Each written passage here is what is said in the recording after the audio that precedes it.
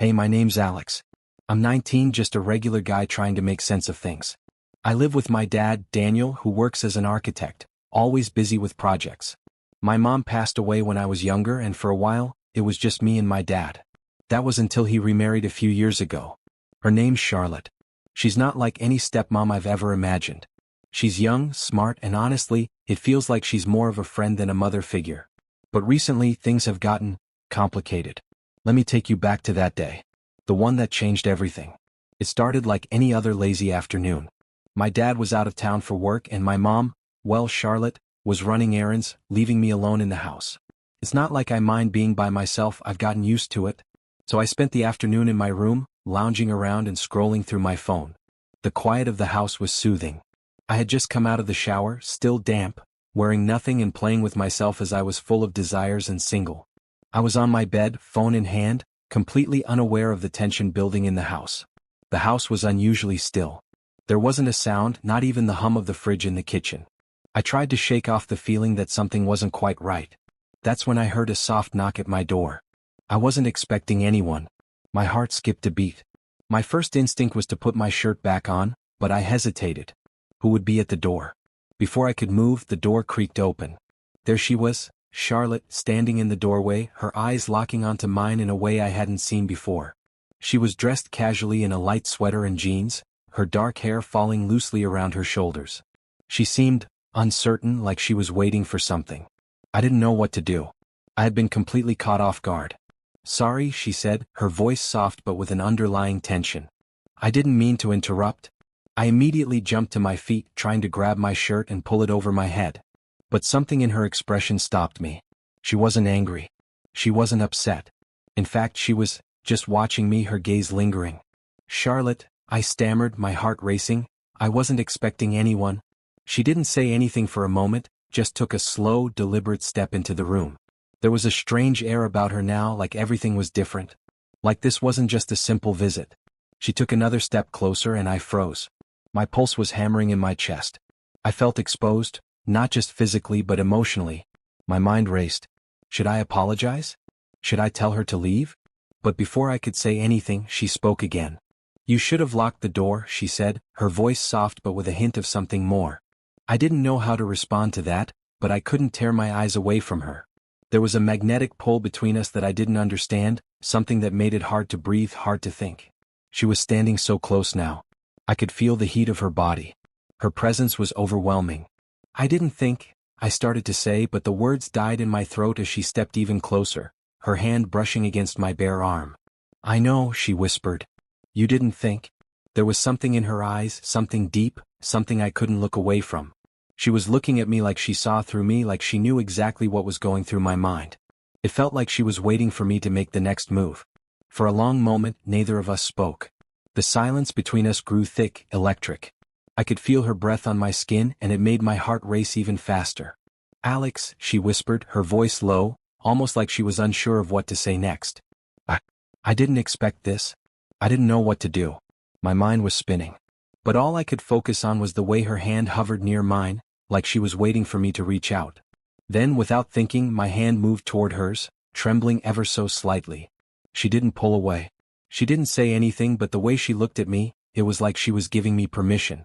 It was like she was waiting for me to make the first move. I took a step closer to her, my body moving almost of its own accord. Her eyes didn't leave mine as I reached up to touch her face, my fingers grazing her soft skin. The connection between us was undeniable now, the tension between us unbearable. Just as I leaned in, about to kiss her, the sound of footsteps in the hallway broke the moment. Charlotte quickly stepped back, her face flushed. "We can't," she said, her voice barely above a whisper. "This isn't right." I stood there, frozen, my heart pounding in my chest. She was right. We both knew it. But I couldn't help the way I felt. Something had shifted between us and I wasn't sure I could just ignore it. Before I could respond, she glanced over her shoulder toward the door as if hearing something and then turned back to me. "We'll talk later," she said quickly, then turned and left the room, her footsteps fading down the hallway. I stood there in stunned silence, the weight of what had just happened hanging in the air. Part of me was relieved, but another part of me wanted to chase after her, to figure out what this all meant. As I sat back down on the edge of my bed, still unsure of what had just transpired, I couldn't shake the feeling that nothing would ever be the same again. The days that followed felt like they were stretched out in slow motion. I couldn't stop thinking about what had happened between Charlotte and me. It wasn't just a fleeting moment. It was something more, something deeper. The way her eyes had locked onto mine, the way her breath had quickened when we were close, it all felt too real to ignore. But the worst part was that I couldn't talk to anyone about it. My friends would never understand. My dad certainly wouldn't. And Charlotte, well, she was still my stepmom. We both knew it was wrong, but the tension between us lingered, like an invisible force that neither of us could escape. I tried to keep my distance. I told myself that it was just a moment of weakness, something that we would both move past. But every time I saw her, I couldn't ignore the way she looked at me, the way her gaze lingered just a second too long. It was like she was waiting for something, but I wasn't sure what. One evening after dinner, my dad was working late again.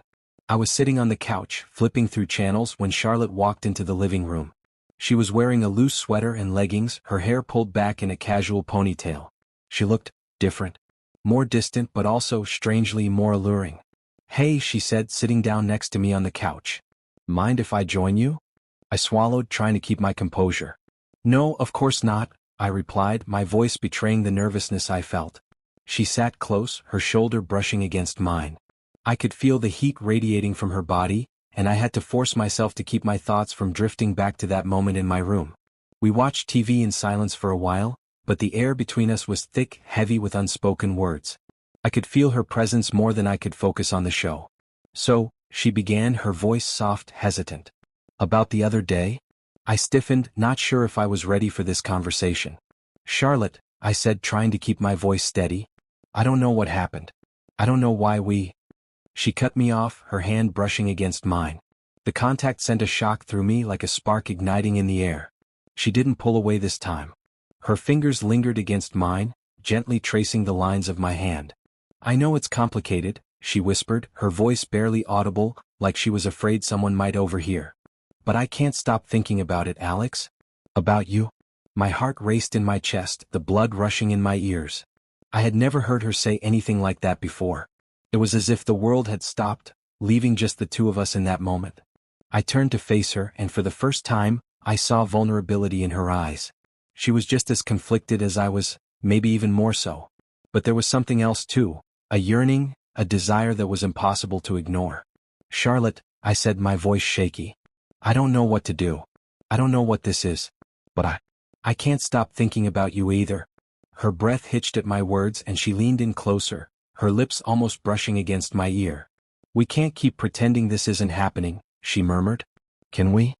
I didn't know how to answer. I wanted to pull away, to tell her that we couldn't do this, that it was wrong. But the truth was, I didn't want to. I didn't want to deny the way I felt about her, no matter how confusing or dangerous it seemed. Before I could say anything, she closed the gap between us, her lips brushing against mine in the softest, most tentative kiss I had ever experienced. My entire body went still, the world fading away as I kissed her back, my hands moving to her waist, pulling her closer. The kiss deepened, the tension between us crackling in the air. Her lips were warm and soft, and I felt a surge of something I couldn't name. A longing, a need to be closer to her, to lose myself in the moment. But then just as quickly she pulled back, her eyes wide with panic. "We can't do this, Alex," she whispered, her voice breaking. "It's wrong?" I didn't know what to say. Part of me knew she was right, but another part of me didn't care. All I knew was that I couldn't stop wanting her. "Charlotte," I said, my voice low. "I don't care. I just need you." Her gaze softened, and for a moment, I saw the same desire in her eyes that I felt in mine. But then she looked away, her face filled with regret. "I can't," she said, her voice trembling. "I can't do this to your dad." "To you?" I understood. I did. But it didn't make it any easier. I wanted her more than anything, but the consequences of crossing that line felt too heavy to ignore. She stood up quickly, brushing her hands through her hair in frustration. "We need to stop," she said, her voice firm. "This can't happen again." And just like that, she was gone, leaving me alone in the dimly lit living room, my heart racing, my mind reeling from everything that had just unfolded. The silence that followed felt like a weight pressing down on my chest. I didn't know what the future held. I didn't know if I could forget what had just happened. But one thing was clear. Things had changed between us, and I wasn't sure if we could ever go back to how it was before. The days after that night felt like I was living in a fog, unable to focus on anything. My mind kept replaying that kiss over and over again, the way Charlotte had felt in my arms, the softness of her lips against mine. It was like I was addicted, unable to break free from the pull between us. Every time I saw her, I felt that same rush of emotions, that same longing. It wasn't just physical, it was deeper than that. It was as if every part of me was drawn to her in a way I couldn't control. But at the same time I knew this wasn't right. I couldn't shake the guilt that gnawed at me every time I thought about what had happened. I'd spent my whole life looking up to my dad, trusting him. He was the one who had raised me, who had been there for me through everything. And here I was, about to betray him in the worst way possible. I couldn't stop myself though. The pull I felt toward Charlotte was becoming overwhelming. Every time we were alone, I found myself searching for that connection, that spark that had ignited between us. And every time I saw her, it was like I was in a trance, unable to resist the way she looked at me, the way she made me feel. It was a Saturday morning when I found myself in the kitchen, making breakfast. The house was quiet, the only sound the sizzle of bacon in the pan. I hadn't seen Charlotte yet, but I knew she'd be up soon. My heart raced at the thought of seeing her. I tried to push the thoughts out of my head, but they wouldn't go away. The memory of her body pressed against mine, the way her breath had quickened when we kissed, it was all too much. Just as I was setting the plates on the table, I heard footsteps behind me. My body tensed, and I turned to find Charlotte standing in the doorway, her dark hair cascading down her shoulders in soft waves. She was dressed in a simple blouse and jeans, but to me she might as well have been wearing a dress made of fire. "Morning," she said, her voice soft, but there was something in it, a heaviness that matched how I felt inside. "Morning," I replied, trying to sound casual, though my heart was pounding in my chest. She stepped into the kitchen, her eyes flicking to the food on the table before settling back on me. There was a moment of silence, a charged pause that made the air feel thick. Then she spoke again. "You've been avoiding me," she said, her tone barely a whisper. It wasn't a question but an accusation. I froze. Was it that obvious? Had I really been avoiding her? I'm not avoiding you," I stammered, though I knew deep down that I was. It was hard to face her after what happened. But the truth was, I was also drawn to her. Every part of me wanted to close the gap, to reach out and touch her, to feel that connection again. She took a step closer, and I could smell the faint scent of her perfume, a mix of jasmine and something else I couldn't place. It made my head spin. "You know this isn't right," she whispered, her voice barely audible. "We can't keep doing this, Alex." I wanted to respond, to tell her that I couldn't help how I felt, that I didn't want to fight it anymore. But instead, I stood there, frozen, my heart torn between what was right and what I wanted more than anything. "I don't know how to stop," I admitted, my voice barely above a whisper. The words felt like they were slipping out of my mouth before I could stop them. Charlotte's expression softened, but there was a sadness in her eyes now, a sadness I hadn't seen before. She reached out, her hand brushing against my arm in a fleeting touch. "You have to stop, Alex," she said softly, her eyes searching mine. "This isn't just about us. It's about your dad too. It's about everything we've built. Do you really want to destroy that?" Her words hit me like a punch to the gut. The weight of what she said sunk in, and for the first time since that kiss I saw the bigger picture. My dad.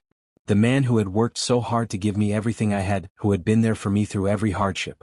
How could I betray him like this? But the pull I felt toward Charlotte didn't go away. It was still there, simmering just beneath the surface, urging me to give in. I could feel the conflict rising inside me, a battle between my heart and my conscience. "I don't know if I can," I said, the words tasting bitter on my tongue. "I don't know how to stop feeling this way about you." Charlotte took a deep breath, her hand dropping to her side. "You have to. For your sake and for mine. And for your dad." Her words were like a cold shower, waking me up to the reality of what was at stake. I couldn't keep chasing something that was never meant to be. I couldn't keep risking everything for a fleeting moment of passion. I turned away, running my hands through my hair in frustration. "I don't want to hurt anyone," I said, my voice shaking with emotion. I don't know what to do anymore." "You don't have to do anything," Charlotte replied quietly. "Just let it go. We have to let it go." Her words cut through the tension in the air, and I finally realized that she was right. I was on the edge of making a choice that would tear everything apart. I couldn't do that. Not to my dad, not to her, and not to myself. With a heavy heart, I nodded. "Okay," I whispered. "We'll stop. We have to stop." But as I turned back toward her, the look in her eyes told me that we both knew the struggle wasn't over. The feelings between us hadn't disappeared, and the temptation would still be there, waiting for us to slip. But in that moment, I knew that if we didn't stop now, we would never be able to fix the mess we were about to create. And I wasn't ready to live with that kind of regret.